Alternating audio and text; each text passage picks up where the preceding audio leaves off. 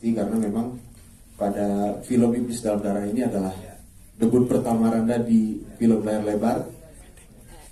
Iya, jadi Randa itu waktu kita casting kan kita langsung suruh membacakan ayat gitu kan. Nah terus ya ternyata dia bagus sekali gitu baca ayatnya, karena itu yang kita cari. Itu yang emang kita cari gitu, maksudnya karena susah juga dapat pemeran utama yang benar-benar dari kayak dia ngajinya tuh tajwid sama makromnya bagus gitu. Alhamdulillah akhirnya dapat gitu. Dan juga nggak cuma ngaji.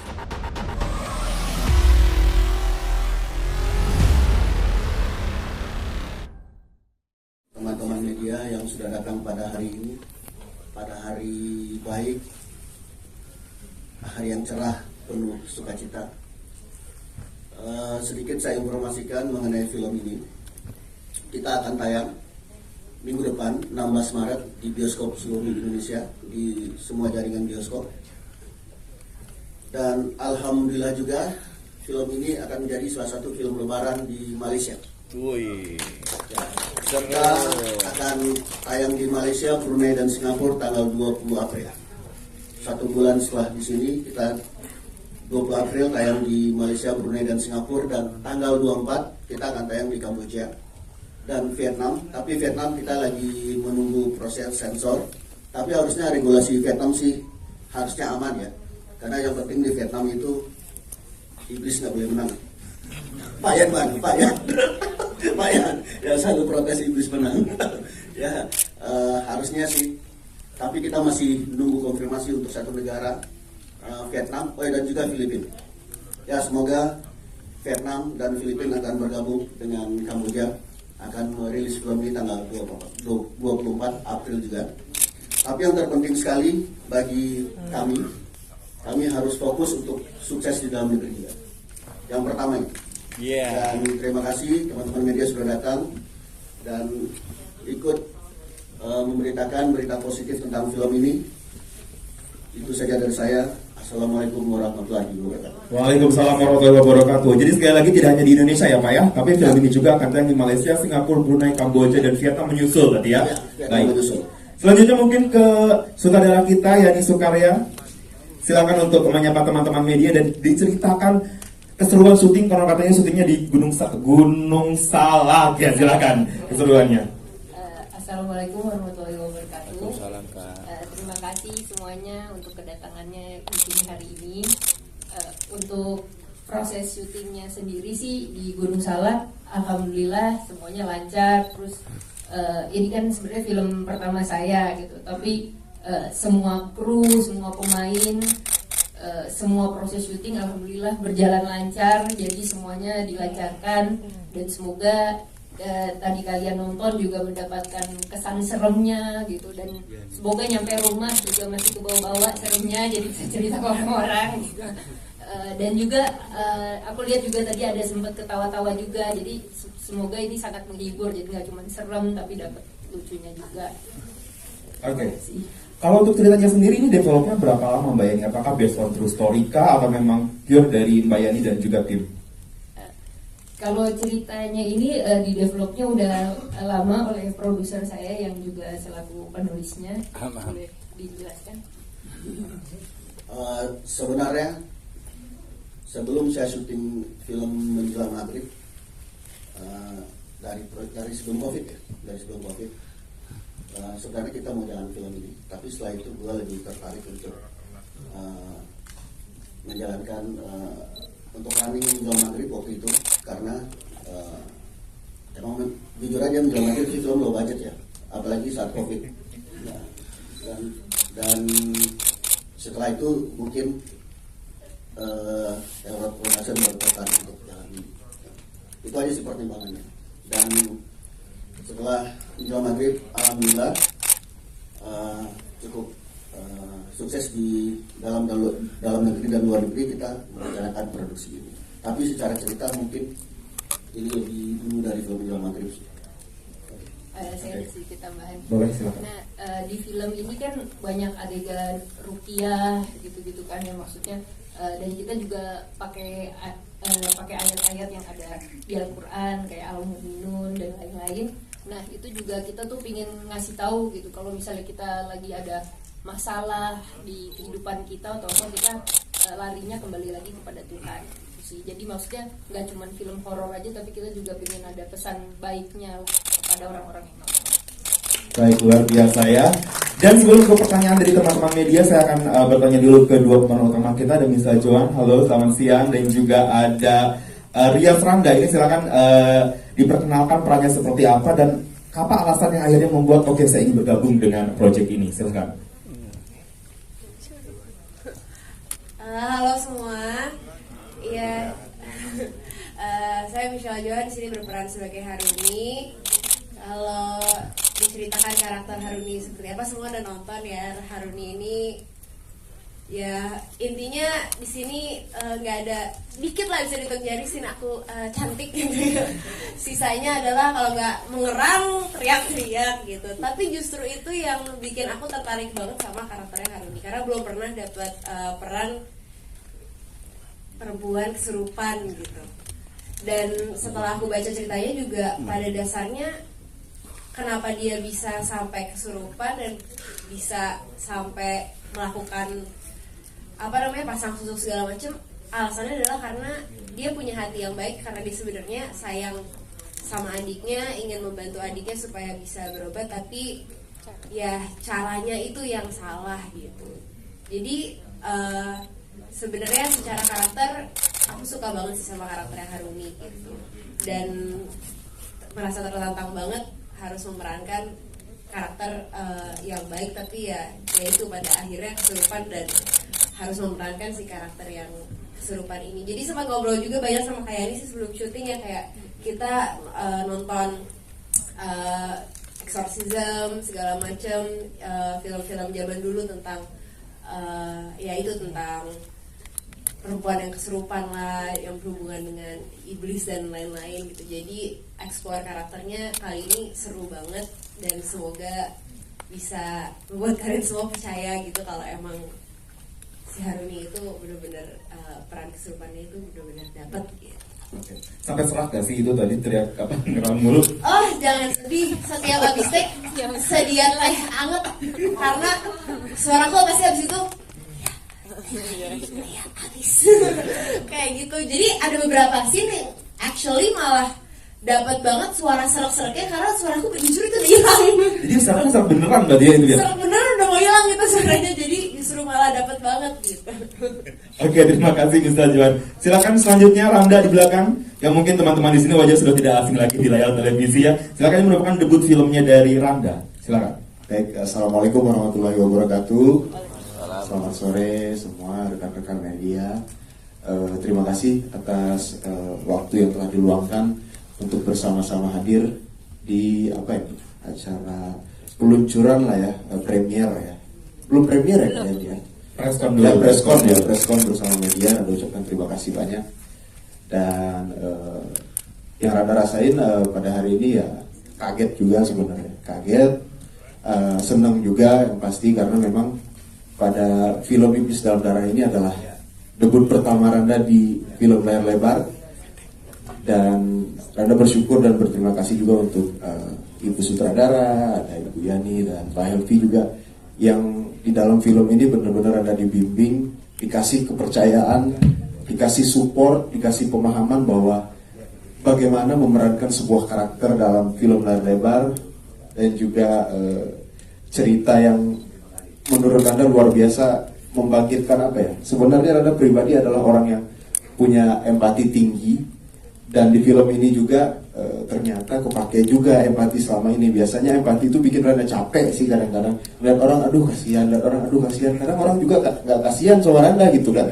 Tapi di film ini ternyata empati itu juga kepake gitu loh, gimana seorang dokter Ahmad yang memang sebenarnya dia dokter umum, cuman karena ngelihat si Hanum kasihan gitu, tiba-tiba udah disiapin operasinya supaya bisa sembuh, tiba-tiba nggak bisa operasi karena memang keterbatasan biaya gitu. Akhirnya dokter Ahmad penasaran, kok bisa gitu loh, padahal satu-satunya jalan itu adalah operasi gitu. Akhirnya dokter Ahmad main ke rumahnya, dan ternyata kakaknya juga sakit si Haruni. Akhirnya di sanalah empatinya Dokter Ahmad tadi, akhirnya dia berusaha untuk bantu, dan kebetulan Dokter Ahmad ini kalau dari ceritanya seorang dokter, cuman dari garis keturunan keluarga memang apa itu bilangnya, keturunan wali gitu loh, keturunan wali, jadi memang punya keahlian khusus, keahlian lebih di bidang hal spiritual gitu. Akhirnya dia berusaha untuk bantu gitu, sampai dia ikut ke dalam masalah itu, sampai dia kalah, sampai dia itu kan diseret-seret di dalam gua, sampai di apa itu, ditabrakin sama apa itu namanya itu yang di rumah sakit itu, kasur rumah sakit, sampai pokoknya ya kehidupan dia menderita lah, sampai mau bantu, dan ujung-ujungnya juga malah jatuh hati sama si Hanung ujung-ujungnya. Oke. Tapi ini menarik ya, saya ingin bertanya mungkin ke saudara atau produser, katanya salah satu hal selain kemampuan aktingnya Randa, juga kemampuan mengajinya yang luar biasa, sampai akhirnya memikat sutradara dan produser. Apakah seperti itu? Silakan. Iya, jadi Randa itu waktu kita casting kan kita langsung suruh membacakan ayat gitu kan. Nah terus ya ternyata dia bagus sekali gitu baca ayatnya, karena itu yang kita cari. Itu yang emang kita cari gitu, maksudnya karena susah juga dapat pemeran utama yang benar-benar dari kayak dia ngajinya tuh tajwid sama makromnya bagus gitu. Alhamdulillah akhirnya dapat gitu. Dan juga nggak cuma ngajinya, tapi aktingnya juga bagus. Ngajinya, aktingnya dan nyanyinya bagus gitu ya. Iya, Oke. iya. Pak produser yang ingin tambahkan? Oh ya, Gua tawarin sedikit nambahin soal Randa tadi, cerita ini tentang bagaimana tentang empati ya. Karena mungkin itu sudah mulai hilang, udah mulai pupus dari bangsa kita ya. Karena lihat aja sekarang banyak yang orang lebih memperkaya diri sendiri. Eselon 2 punya harta 500 miliar. Nah itu yang, tapi dia seorang dokter di sebuah pegunungan, tapi mempunyai empati untuk menolong. Dapat bonus lagi dia. Ya kan? Bonus Hanum dia. Jadi yang eselon 2, eselon 3, eselon 1 kalau baik kita dapat bonus lagi ya. Oke. Ya, thank you. Baik, terima kasih. Selanjutnya mungkin saya akan lempar ke teman-teman media mungkin yang ingin bertanya, silakan angkat tangan. Oke. Selamat siang semuanya. Perkenalkan, nama saya Thomas dari sindonews.com. Hal yang menarik juga ya, baik bahwa di industri banyak film-film bergenre horor dengan berbagai ceritanya. Yang menjadi pertanyaan saya cukup menarik melihat Mesel Joan begitu total dalam memerankan, dan saya nggak melihat Joan sebagai Joan yang cantik ya kali ini.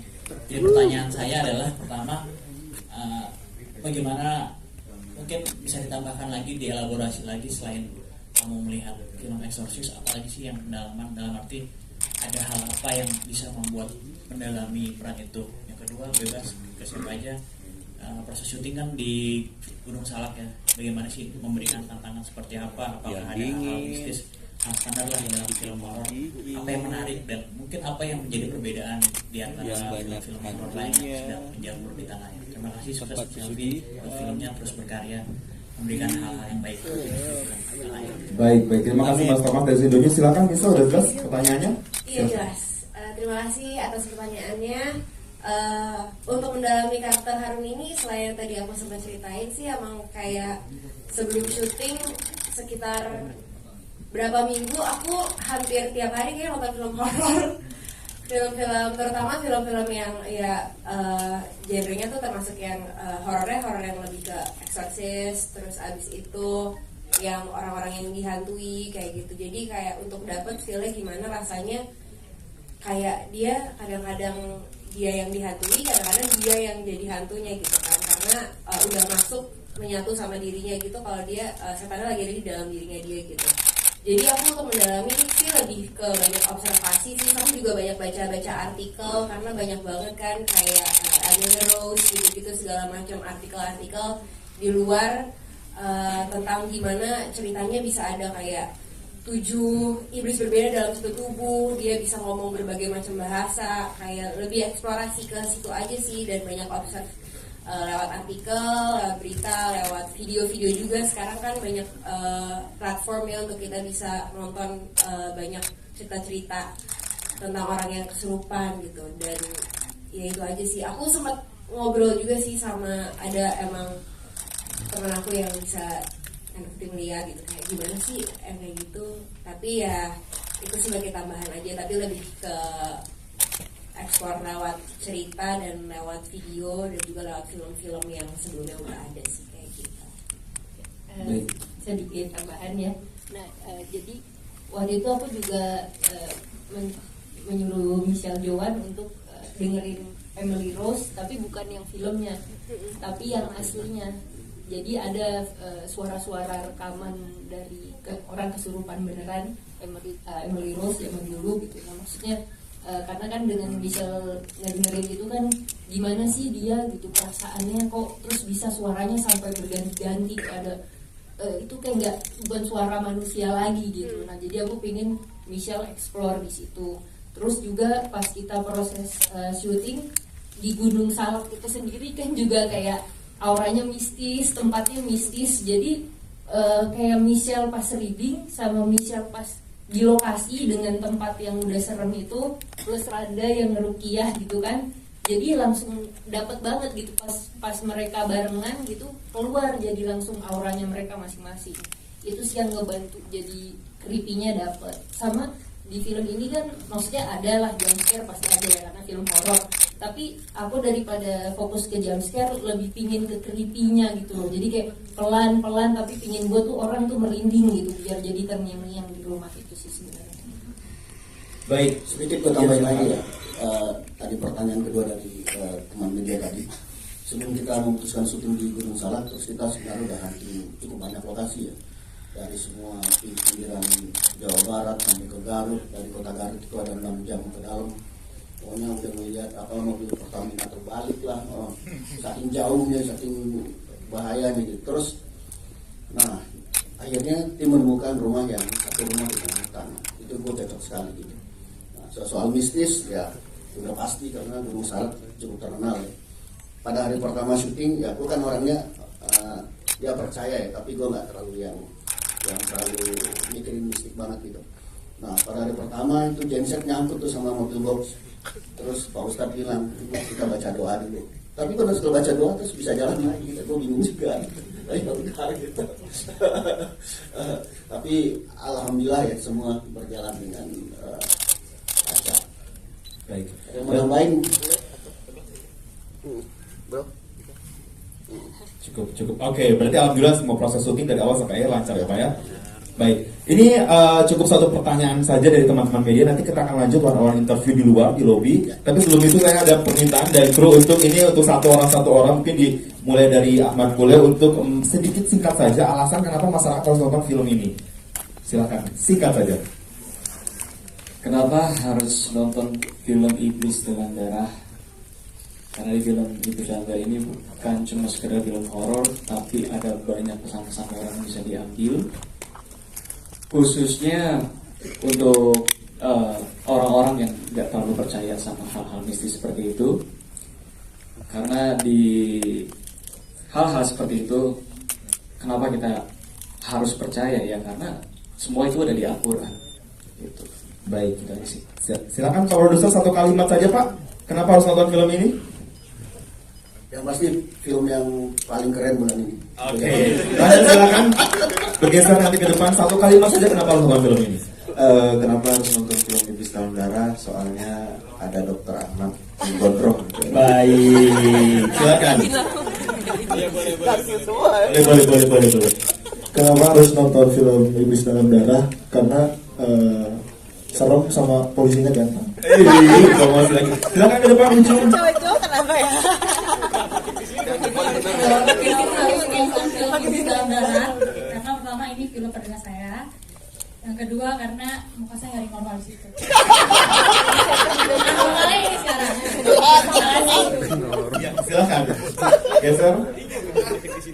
Ya, saya sebagai ibu dari Harumi dan Hanum, yang mana seorang ibu menghadapi dua anak. Yang satu, ya, itulah tadi yang dia pakai susu, sampai begitu parahnya, sampai dia kemasukan iblis. Dan sungguh berat seorang ibu mengalami dua anak yang begitu sangat menyerukan. Dan adiknya Hanum juga hampir buta Jadi ya, semoga di film ini saya yakin banyak penontonnya. Sukses, sukses. Amin. Silakan Kak Ayan. Satu kalimat saja. Karena filmnya horor, menyeramkan, dan supaya rupiah masal di bioskop. Agak serem ya rupiah masal di bioskop. Mister Joan, satu kalimat silakan. Kenapa harus nonton Iblis Dalam Darah?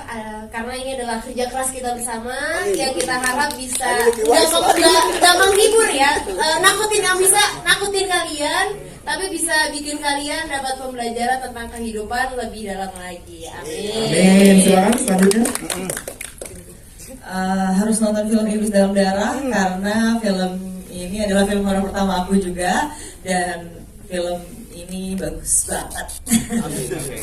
Siapa lagi mikir nih? Harus paling wah gitu. Satu kalimat. Kenapa harus nonton film Iblis Dalam Darah? Karena selain menyeramkan, film ini juga ada hikmah dari perjuangan seorang ibu dan apa lagi ya? Untuk orang-orang yang percaya hal gaib mungkin bisa lebih berhati-hati lagi. Ya, itu aja sih.